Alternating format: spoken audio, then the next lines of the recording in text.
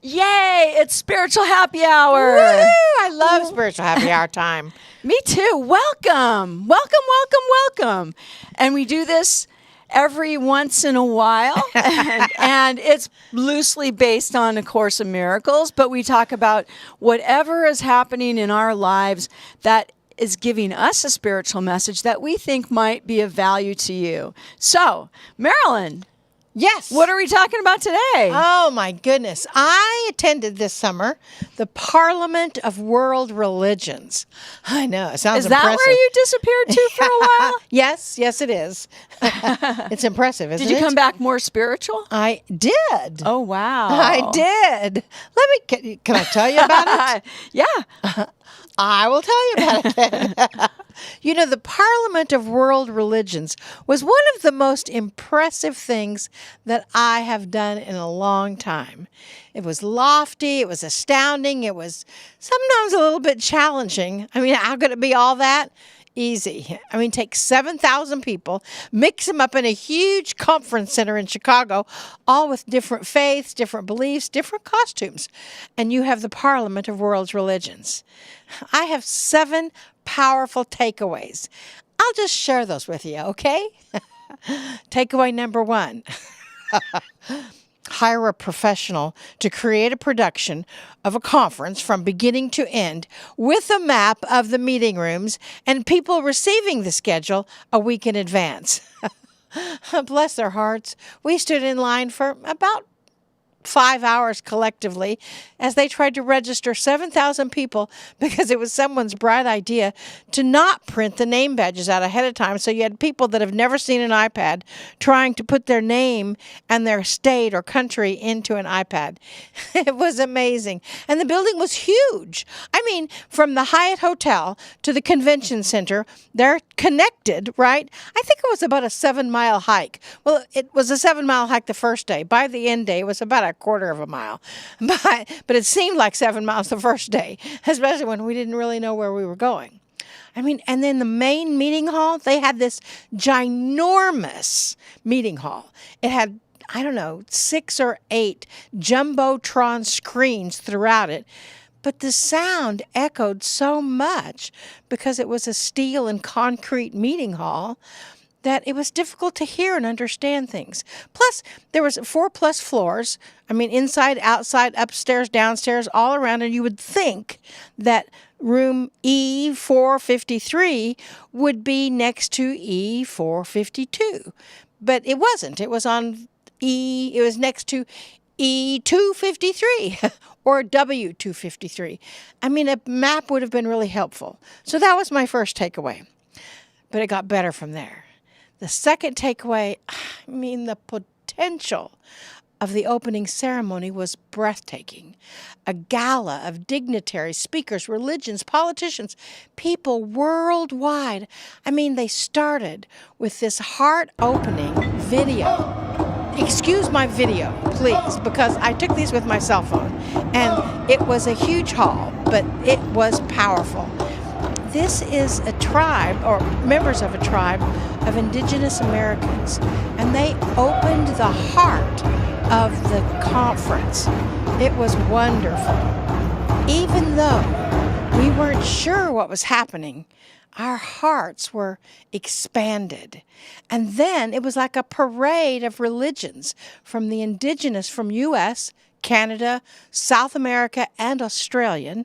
They had the Wiccans, they had the pagans, the Christianity and all the varieties thereof, the New Thought and all the varieties thereof, the Catholics and all the varieties thereof, the Muslims, the Sikhs, the Taoism, the Thai, the Japanese, Islam, Jewish, Hindu, Shinto, Universal Dance of Peace. They were all there. And they were all talking about the same thing, world peace. That was what was so cool. And this woman, her great grandfather was at the very first Parliament of World Religions in 1893. He was chief of his tribe, and he was there. And then, 100 years later, in 1993, when they had the second Parliament of World Religions, this was his granddaughter, and she was one of the speakers, and she has attended them all ever since. She was so gentle, so powerful, and so profound. It was amazing. I loved the intercultural or multicultural, or I don't know what it's called, interdimensional. I mean, I loved it all. The Taoism, the Buddhists, the Asians with their giant puppet heads, and the Chinese with their dragon all dancing. And it was so cool because as the dragon weaved through the audience and they were playing Asian music of some sort, then in the background we started hearing, what? A Scottish bagpipe marching band coming in. And as they came down, they had an American flag and an Italian flag, and they were playing Your Grand Old Flag. I mean, how does it get any better than that? And then it was so amazing because the dignitaries and the politicians, where in one stage would you have Dr. Jane Goodall at 89, the president of the Midwest Buddhist Society, the governor of Illinois, Nancy Pelosi, Marianne Williamson, the grand leader of the Sikhs, the high priestess of the pagan religion, the grand council of the Wiccans, the CEO of Unity Worldwide Ministries, the liaison between the Israelis and the Palestinians, the mayor of Chicago, Reverend Jesse Jackson, the senator of Illinois, Reverend Michael Beckwith, the head of the Red Letter Christians, and, watch this, the leader of the Aboriginal tribes from Australia. You'll love this guy. Huh? Good, huh? He was so amazing. Want to get a closer look? How's that? And he was so profound in his message. And he sang a song. That's his musical instrument that he's tapping. And he sang a song about peace on the planet, that we are all one love and one the same. There were over 200 speakers. And then there were regular people like you and me. I did take a picture of one regular guy because he didn't appear very regular to me. He was kneeling down, taking a picture of something else. Please note the sword. He's a Sikh, and they wear a sword, and I was a little alarmed by that. But then we realized that his sword is symbolic to cut away those parts that no longer serve. And if anyone needs protecting, they are ready to protect with their heart and not the sword. And one of the things that I really liked about this guy, let me show you. His tennis shoes and the sword, even in modern day. My third takeaway is with all those dignitaries, they were all passionate about the same thing that they once did. But they really couldn't address how they were going to make a difference in the world now. My fourth takeaway is many speakers were addressing the problem between Israel and Palestine. And they agreed with Adironda. There will be peace in the world once there is peace in Israel. My fifth takeaway was giving is receiving. The Sikhs, I really didn't understand what they were about, but they are the epitome of giving. I know that they stand for equality, social justice, service to humanity, and tolerance for all other religions. But their giving was astounding. Let me show you. Each day, the Sikhs offered food in what they call a langar or a langar. And they fed up to 7,000 people in a tent at no charge. I mean, when you look at this, all these people are getting as much food as they would possibly want, Indian food, and people came around and gave them food, and they never questioned it, and they wouldn't accept a donation. That is true giving, but what that does is that supports their belief that when you give, you also receive. And this tent was packed from 11 in the morning until 2 in the afternoon, with people coming around and providing Indian food for anyone who was hungry. And if you like Indian food, it was delicious. Then they had this replica of the Golden Temple. This woman and this little band sang the whole time we were there. And this is a replica of the Golden Temple in India. The Sikhs feed 50 to 100,000 people every day, free of charge in this Golden Temple. And then look at her instrument here. I'd never seen this instrument, but I'd learned that that's the instrument that Carrie Grossman played on our 9/9 double digit. This is called a harmonium, or a harmonium. Giving truly is receiving. And as you see her and feel that energy, that's my 6th takeaway. Music is the most powerful universal language there is. It is beautiful. We were, the people that were with me, our friend Lainey and Catherine Gundling, we were searching for our room that was like 453, but it wasn't close to 253, and it wasn't there, and it was in A part or B part, whatever. And we stumbled into this kirtan.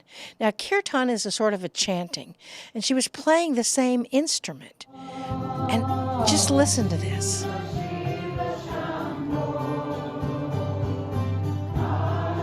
And here, there were people from all different ages, all different cultures, all different backgrounds that were chanting about the healing of the planet Earth. And she was, I don't know, I got a close-up look at her. She was probably 30. And she was so completely into the passion of what she was doing. I've got another video clip of her. See all the people there? I mean, all different ages. And look at this. And the people that were experiencing it, the kirtan, which is about raising your own vibration. It's about raising your own energy. And in a chant, because anytime you do a repetitive motion, like playing the harmonium, it raises your vibrational frequency. Music is a universal language, and it is wonderful. I'd like to share another musical experience with you.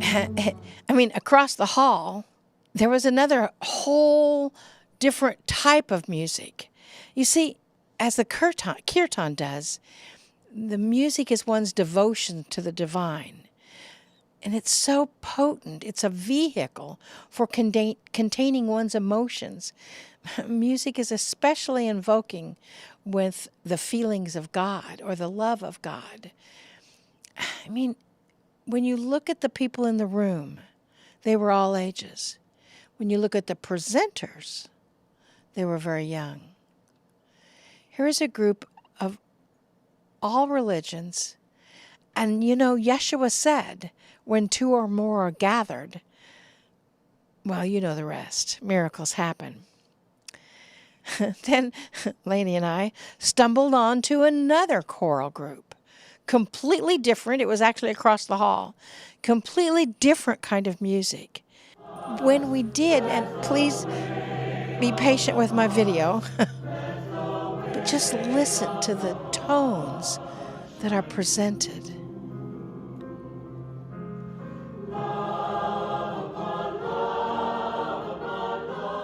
Beautiful, isn't it? And the director, if he was 30, I'd be surprised.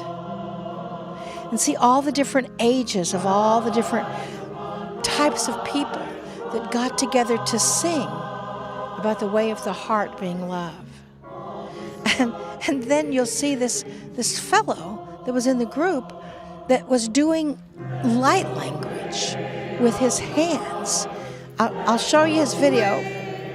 I didn't get his permission to share this, but he let us take his picture afterwards, so I think it was all right. You know, the thing is, let me show you his video.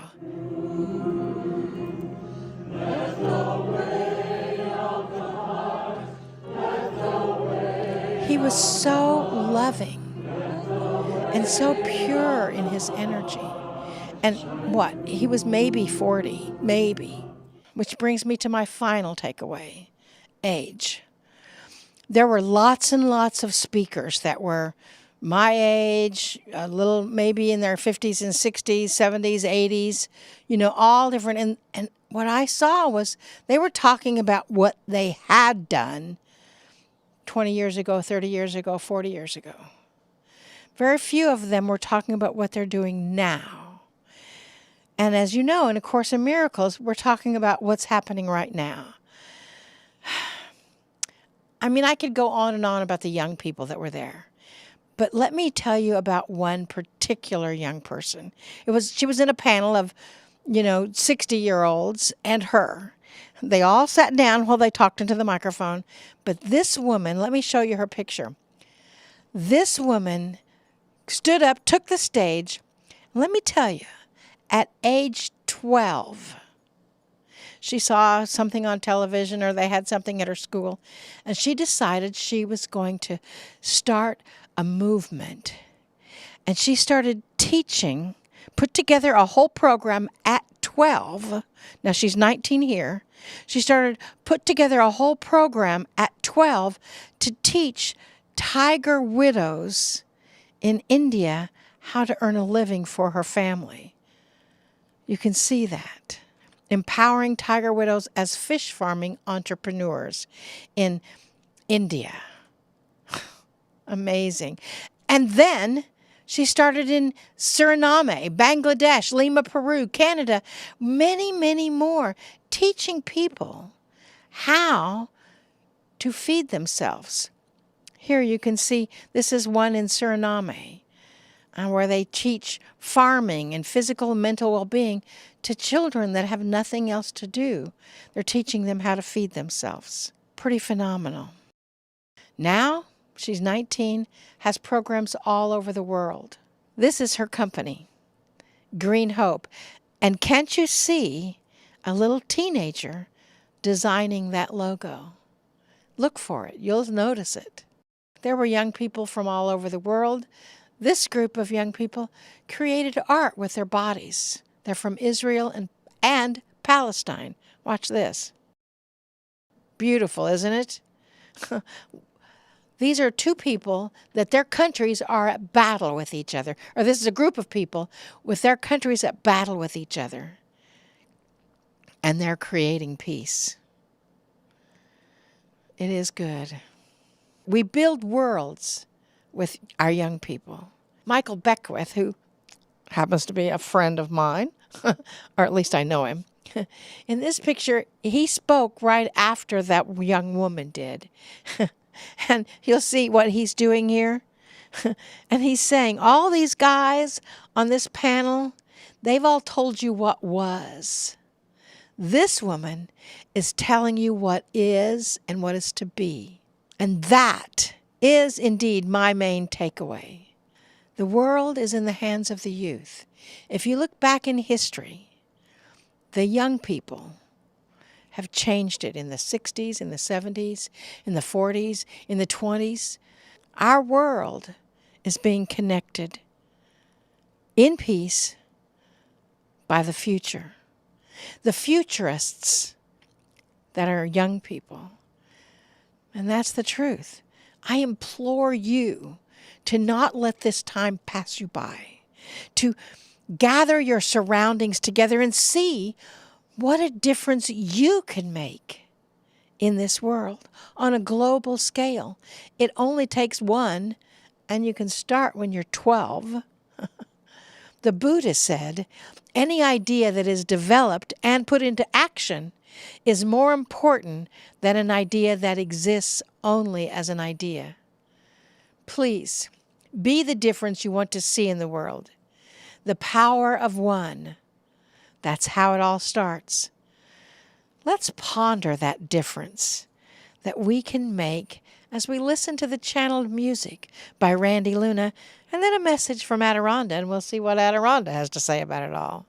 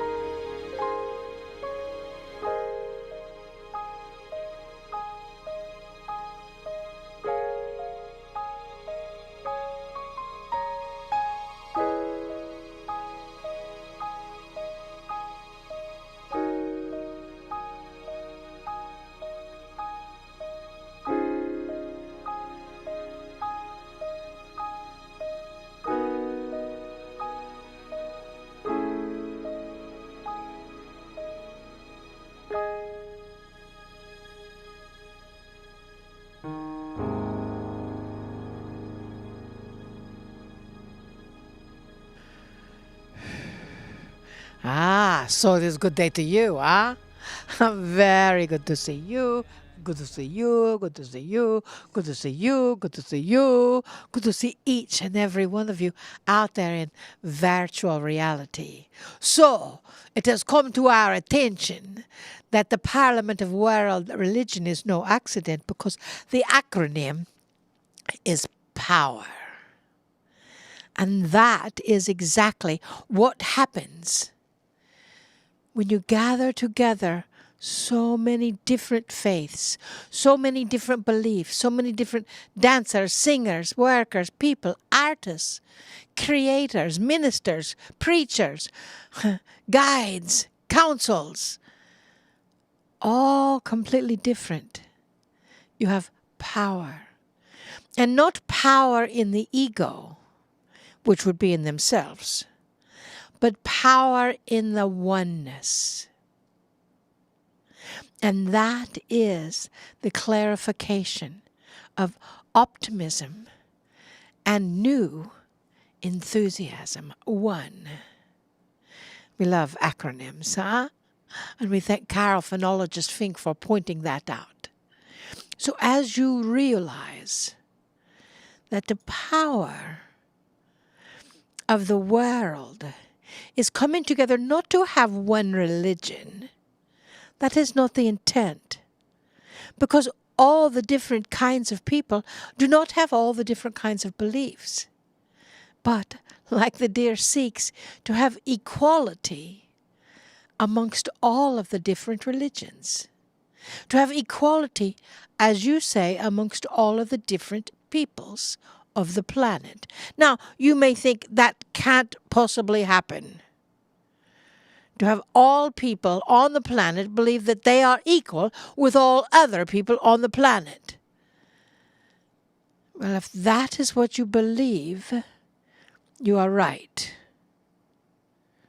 However, dearest being of light, if you believe that you can have 2 different people or 7,000 different people all together in one structure, all sharing their belief, but not trying to convince you of their belief as being right, you are also right.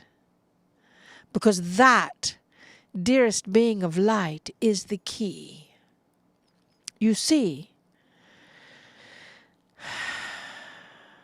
all people, if they were created the same, they would be the same.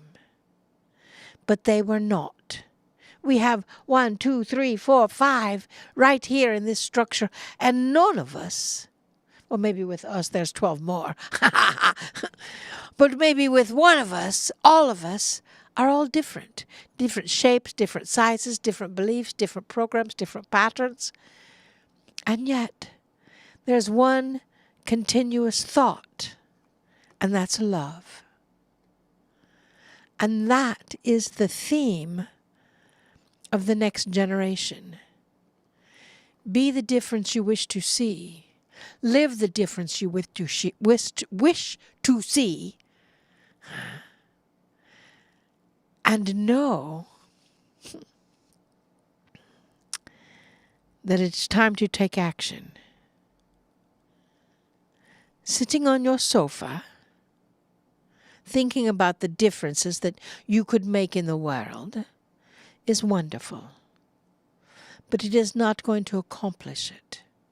It's just going to set the stage. Instead, get off the sofa, set a plan in motion, open the front door, and start that plan. We talk to people that say, oh, I'm so tired. I've tried this, I tried that, and nothing's working, and I'm still not feeling good, and blah, blah, blah, blah, blah. You get what you ask for, dearest. When you are proactively choosing for the planet to experience all the different energies and love them all equally, and you are helping them do just that, that is when the world will shift. Is it possible? Yes. Is it probable? Yes. That is the future. And that is the future that you and we are creating. That is why we came to this planet through this little vessel, Marilyn, because she has the quality to hold that love, as do you. Dearest beings of light, we love you deeply. We see your fears. We see your concerns. We see the differences and the frustrations that you go through. And we see that if you choose, they will only help you evolve. So trust that you also have the power